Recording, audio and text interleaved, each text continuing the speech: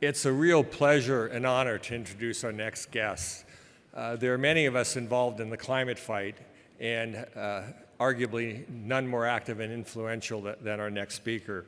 I get an opportunity to introduce Governor Inslee. I've had an opportunity to meet him at a couple of COPs, and I just want to hit a synopsis of some of the things that he's done in the market here. And he's frankly been taking Washington State forward towards a net zero economy, and it includes a variety of different actions. He's got to pass a landmark 100% clean electricity policy. He's got a nation-leading clean buildings policy, working on rapid electric vehicle adoption. He's launched a state clean energy fund and the Clean Energy Institute at the University of Washington. And we've all witnessed him as the public face of Washington's Cap and Invest program that is a major step forward not only for the state of Washington, but a message to all of us of what's possible to both reduce emissions and create jobs while you're doing so. His economic record in pursuing these clean policies is really impressive. So without further ado, Governor Jay Inslee.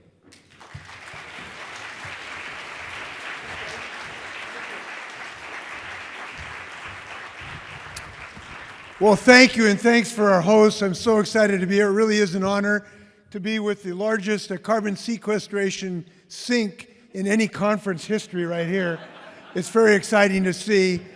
I've been asked to talk principally about our Climate Commitment Act and what's cooking in Washington State.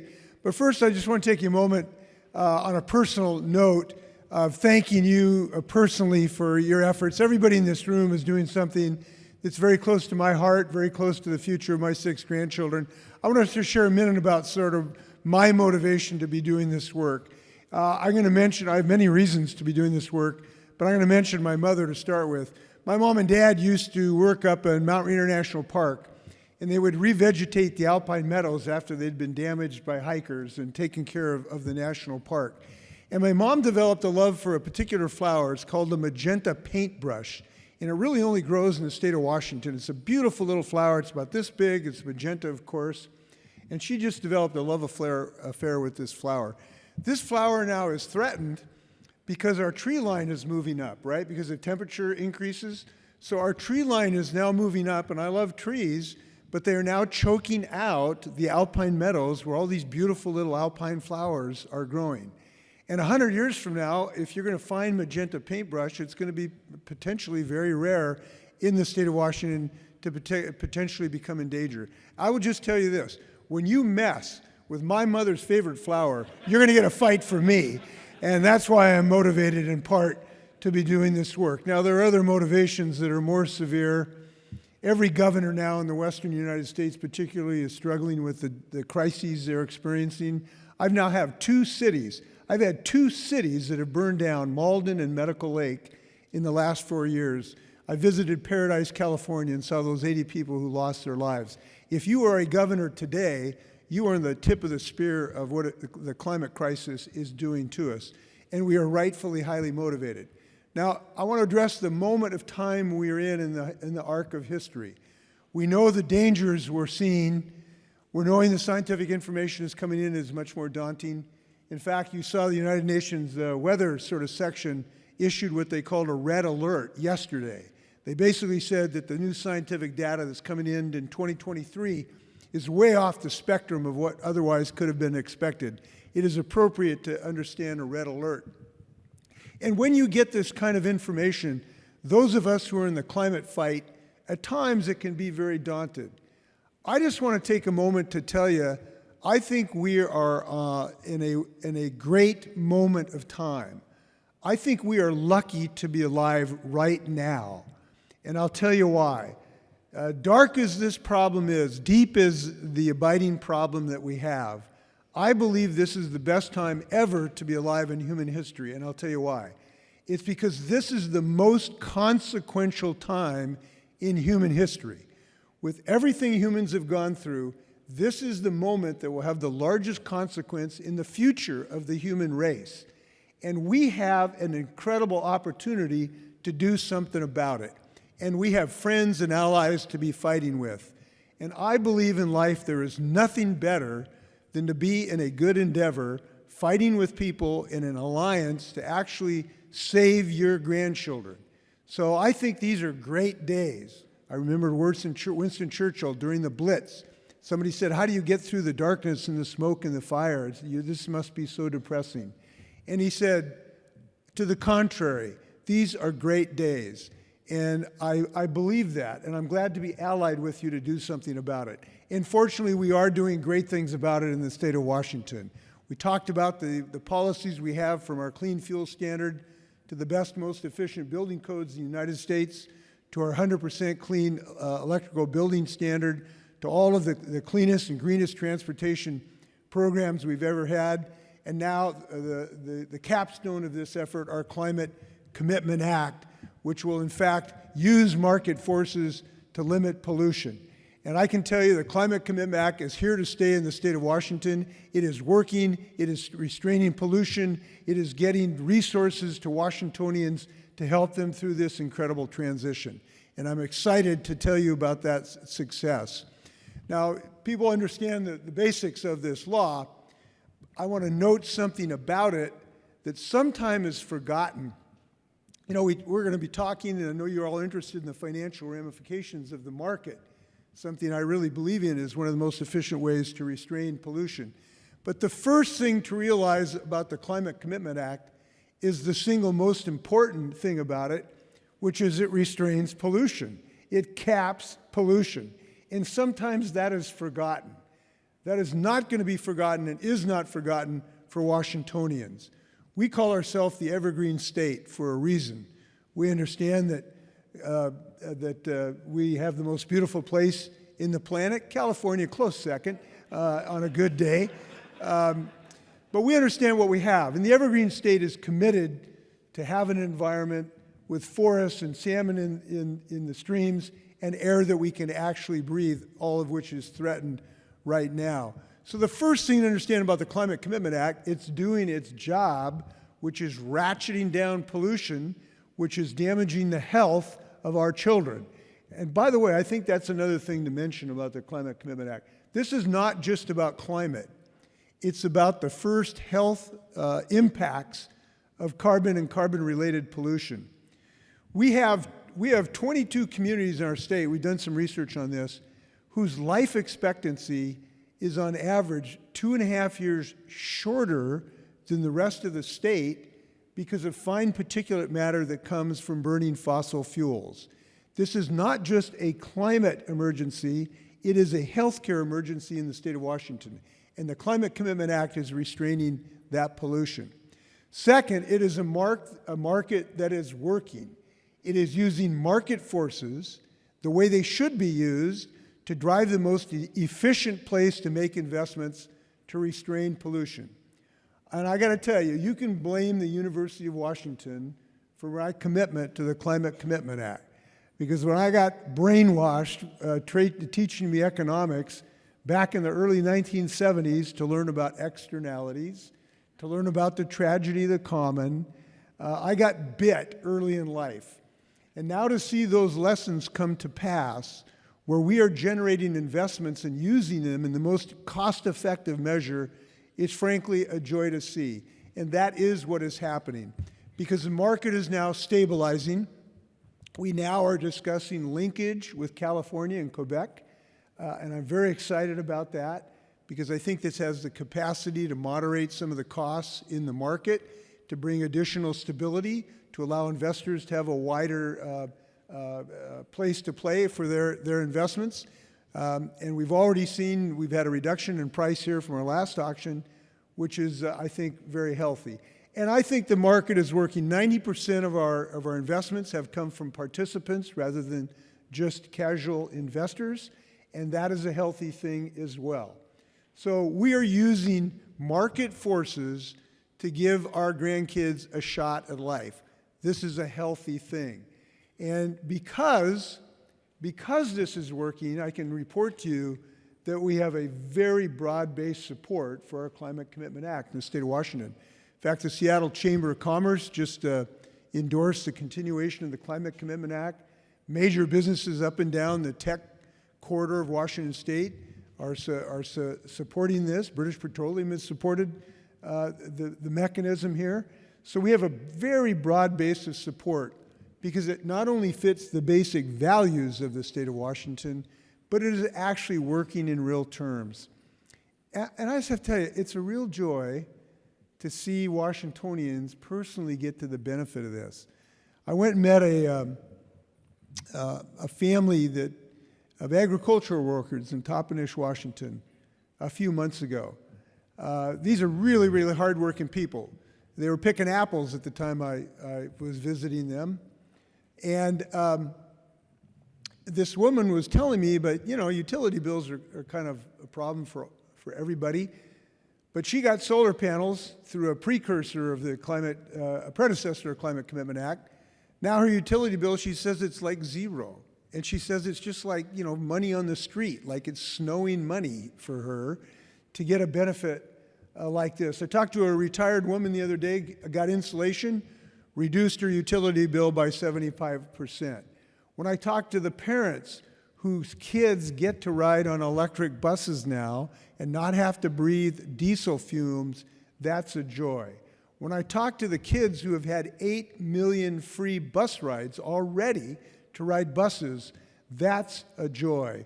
When I talk to the welders who are building our new electric ferry boats, first electric-powered ferry boats in the United States are going to be in the state of Washington, and people love the quiet of this electric transportation system. I talked to this bus driver. I said, what do you think of your electric bus? He says, man, I love this electric bus. And I said, why? And he said, because it's quiet. And because it's quiet, the kids don't have to yell at each other all the time. And they speak more softly, and I can get home and not be crazy at night listening to these rambunctious children screaming at each other all day. And it was interesting to me because he wasn't thinking about, oh, I like this electric bus because it's going to save the planet. He's thinking about it because it improves his life.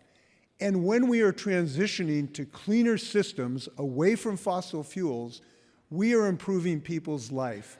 Less smog that they're breathing, less noise, ultimately cheaper forms of energy. We don't want to be tied to something that's finite, that's going to go up in price. We like to embrace new systems that are infinite, that can use our intellectual sources to actually beat climate change and build a new economy. And we're building our new economy like crazy. Number one silicon anode battery companies, there's 2 of them in Moses Lake. Largest fuel cell that can power a locomotive in Seattle at first mode. We have now flown 2 commercial-size airplanes, one on batteries and one on hydrogen. First time in human history. We are just rocking it in the economic development. The people who support the cap-and-trade systems understand 2 things. Our grandkids deserve a shake, and we want jobs and economic growth, and we're having both. And I want to personally thank you for what you're doing to achieve both.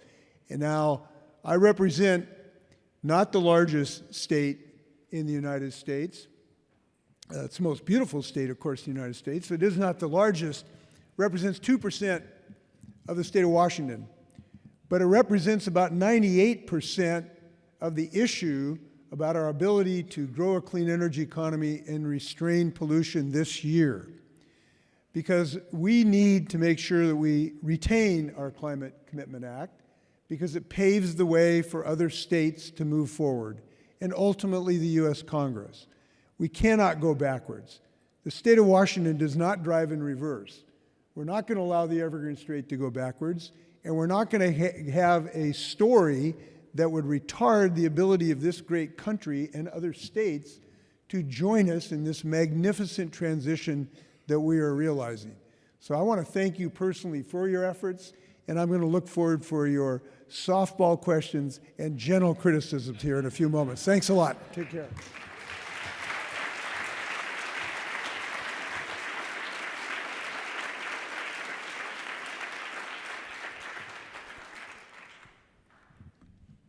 Thank you, Governor Inslee. My name is Allison Gawcut. I'm a reporter at Carbon Pulse. We have ballot initiative 2117 that looks to repeal cap and trade in the state. Can you speak to the initiative and what the future of the program looks like should the initiative pass? Yes. Well, it is not surprising that there are questions about this. Democracy has its fits and starts, and we now have an initiative on the ballot that would absolutely destroy this pivotal protection of our grandchildren and the ability to grow our energy economy. Since you have asked, I can tell you I'm opposed to that initiative bigly. And many different reasons. Number one, I think the initiative is very misguided because reform is one thing, absolute destruction is another. This initiative would not reform our law. It would not modestly improve the law. It would blow it up. It would eliminate over $2 billion of investment to start with that has helped Washingtonians through this transition. Right now, we are helping schools get air filtration systems because of the forest fire smoke our kids are suffering. Our kids literally couldn't go outside and be healthy because of the forest fire smoke the last few years. This act produces a fund that allows us, among many things, to get filtration system for our kids in school. That initiative would eliminate that resource. This has a provision that will allow us to buy electric school buses for our kids. That would totally eliminate that source of funding. This has money available to continue to build electric charging stations so people can get more readily access for electric cars. It has money for insulation. It has money to help communities that have been disproportionately affected. All of that money would be not reformed, not minimized, eliminated by this initiative. It is a knee-jerk response when in fact this law is working to restrain pollution. Now the second thing is the thing I should have started with.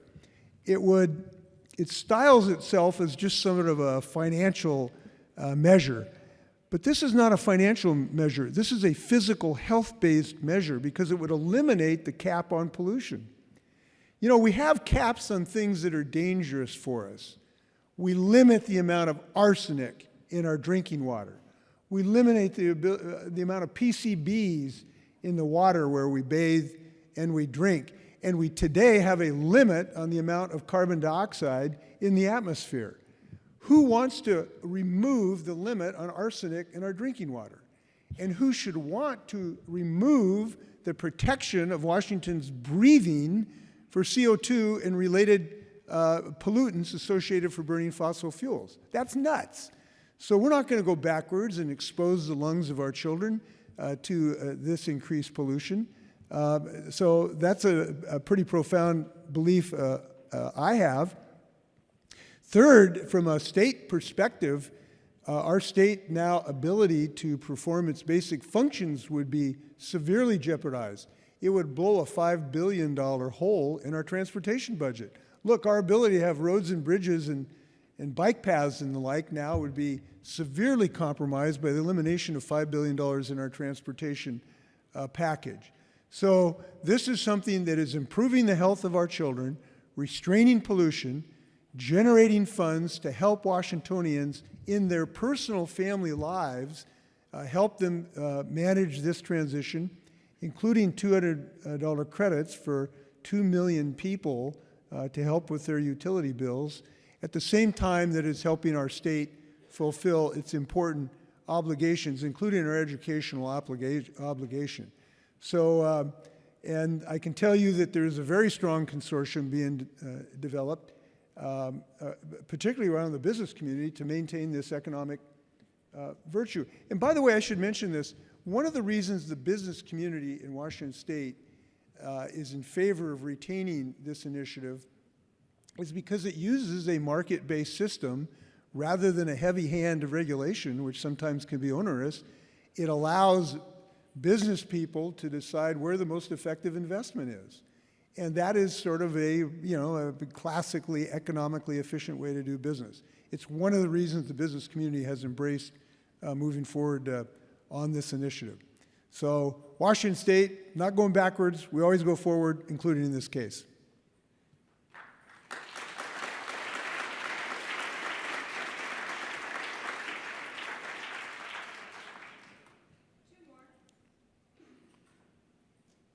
That was kind of a softball.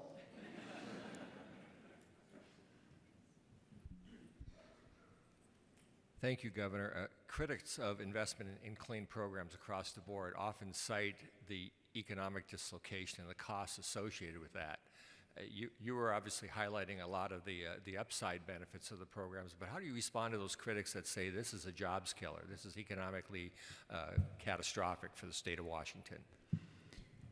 Well, they're simply wrong, and if you want to see the power of clean energy to create jobs, come to my state. I cannot turn over a rock in my state without seeing a new company that is generating jobs in my state. And it's very, very exciting. You know, I mentioned a couple of these battery companies. There's a couple companies that have developed a way to use a silicon anode battery that it used to be that silicon would break the anode as it becomes charged. They figure out how to make it a way so it doesn't break the anode. They now are building huge factories in central Washington in a previously agricultural area. So central Washington, wonderful agricultural area, potatoes, apples, wheat. But now we're going silicon anode batteries, these two massive new plants that are going in part because of federal investment under the Inflation Reduction Act. Right around the corner is a company that is developed, it's called 12. Those two battery companies are Group 14 and Sela. Right around the corner for them, like a half mile from their plant, is a company called 12. These three Stanford grad students have figured out a way to use a catalyst to make sustainable aviation fuel out of carbon dioxide. That sounds pretty sweet, doesn't it? It's like spinning gold. They're going to make sustainable aviation fuel out of carbon dioxide and a catalyst. Right around the corner for them is REC Silicon, which is making a silane gas that goes, basically the guts for solar panels. So here you have a previously almost exclusively agricultural economy that is now becoming this absolutely roaring economy based on clean energy. That's just one county, and I can replicate that throughout the state of Washington. And I think it's fair to say, and I believe this, and I believe this for some time, I believe this is the greatest economic opportunity for the United States since, we started making automobiles. Because if you think about this, we know we have to transition off fossil fuels. And by the way, that's not me speaking, it's Mother Nature. This is not a choice. We do not have a choice here. Mother Nature has told us we have to transition off of fossil fuels over some period of time. And we know we can do that. And to do that, we can have massive new economic opportunities. And this is perfect for the United States because this is what we do, and it's what my state does. We innovate, we create, we build. We made the first successful commercial jet airliner. We perfected software. We even invented the $4 cup of coffee. We are very, very innovative in the state of Washington. Starbucks hate that when I say that, by the way, but they have a good sense of humor. So it's just the proof is in the pudding when you go around and see all these areas. And people now are looking at it as not some pointy-headed academic exercise. It's real to them. I remember I was looking at a forest fire about 5 years ago, and I was up next to a wind turbine farm, and wind's going crazy in the state of Washington. And this pickup came down and stopped, and the guy got out, and I asked him what he's doing. He says, well, I'm servicing these wind turbines.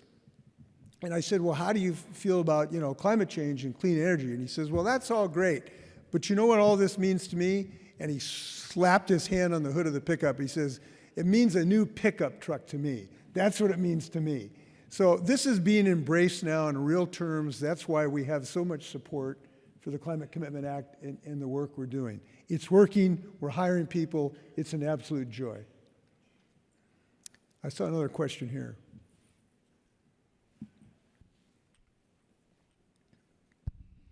Thank you for such an optimistic, enthusiastic endorsement. We need your voice. You've been a terrific champion in the climate space, and I'm thanking you very much for your presentation. My question is, I understand that you're not going to run for another term in Washington. What are your next steps? Are you interested in the international arena? I understand that Senator Kerry is stepping aside as the presidential envoy, and just asking. Well, my real dreams are at some point, Steph Curry is going to retire. And, you know, I've still got a shot, so that's kind of what I'm thinking about. John Podesta has assumed Secretary Kerry's duty, and I think he's fantastic. I'm John Podesta's #1 fan in America, and I know he's going to do a super job. My plans are uncertain, except that it will be trying to develop the clean energy economy of the United States in some fashion. I don't know how, but it is a passion. In whatever time I've got left, it's the thing that I'm going to commit myself to. Everything else is de minimis, frankly. If we don't solve this one, nothing else matters. So I just feel that whatever we got, whatever modest time or talent we can scrape up, I'm going to be putting it into this effort. Okay, any easy questions? Thank you, Governor Inslee. Thank you. Good luck. A round of Take care. applause. And Governor, if I could ask you just hold off for one moment.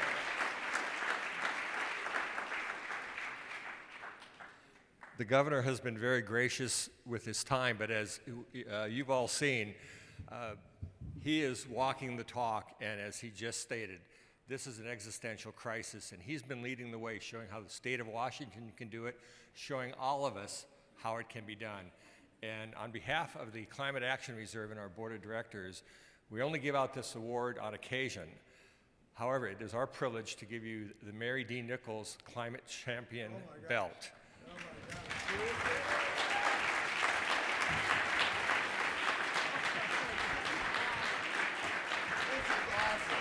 Hold that